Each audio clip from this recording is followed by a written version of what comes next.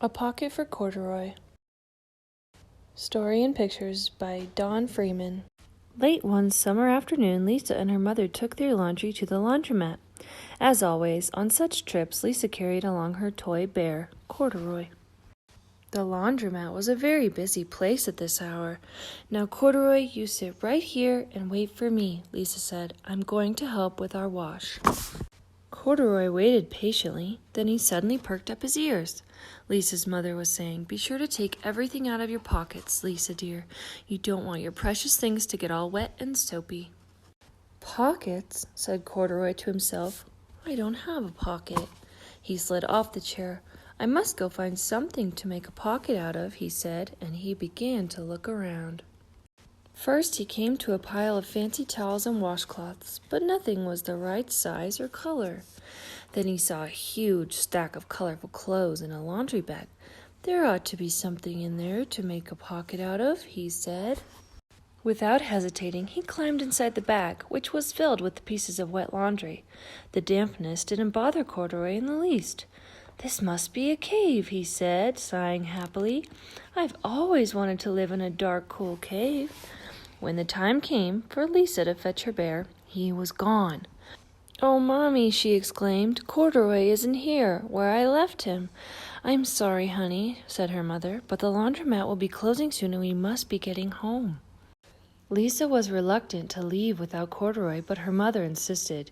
"You can come back tomorrow," she said. "I'm sure he will still be here." As they left, a young man wearing an artist beret was taking his wet laundry out of a bag, the very bag Corduroy had discovered. Before he knew it, Corduroy was being tossed together with all the sheets, shirts, shorts, and slacks inside the dryer. But just as the artist was shutting the glass door, Corduroy tumbled out onto the floor.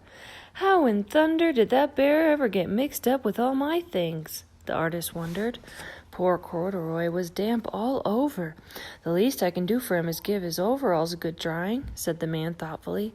He unbuttoned Corduroy's shoulder straps and put his overalls in the dryer.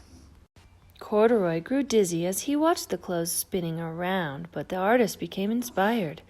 "This would make a wonderful painting," he said as he took a sketch pad out of his pocket and began drawing the swirling colors. "I can hardly wait to get back to my studio." Finally, the dryer stopped swirling and the man gathered up the clothes. Then he helped Corduroy put on his warm, dry overalls. All at once, the manager of the laundromat called, "Closing time! Everybody out!" Corduroy was gently placed on top of a washing machine. "I wonder who that bear belongs to," said the artist as he was leaving. "Seems to me he should have his name someplace. He's too fine a fellow to be lost." As soon as the lights were turned off, Corduroy began his search again. He was surprised to see something white and glowing in the dark. "Maybe it's snow," he said excitedly. "I've always wanted to play in the snow." He accidentally tipped over the open-lidded box, and suddenly he was covered with soft, slippery soap flakes. Gradually, Corduroy began to slip and slide. "Oh, what fun," he said with a smile. "I've always wanted to ski down a steep mountainside." He landed paws first in an empty laundry basket. "This must be a cage," he said, peeking through the bars. "I've never wanted to live inside a cage like a bear in the zoo." But by now Corduroy felt drowsy, and soon he nodded off to sleep. Next morning, when the manager came to open the door of the laundromat, there was Lisa waiting. "I left something here yesterday," she explained. "May I look around?" "Certainly," said the manager. "My customers are always leaving things." Lisa was searching under the chairs and in back of the washing machines when she heard the manager call her. "Is this what you're looking for, señorita?" Yes, he's my best friend," shouted Lisa as she came running. She reached in and picked Corduroy out of the basket. "So this is where you've been, you little rascal," she said. "It's time I took you home." Lisa thanked the manager and ran out the door and down the street, holding Corduroy tightly in her arms. "I thought I told you to wait for me," she said. "Why did you wander away?"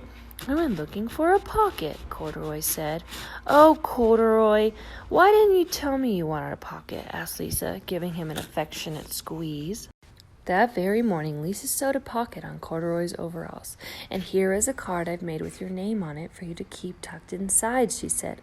"I've always wanted a purple pocket with my name tucked inside," said Corduroy as he and Lisa nuzzled noses.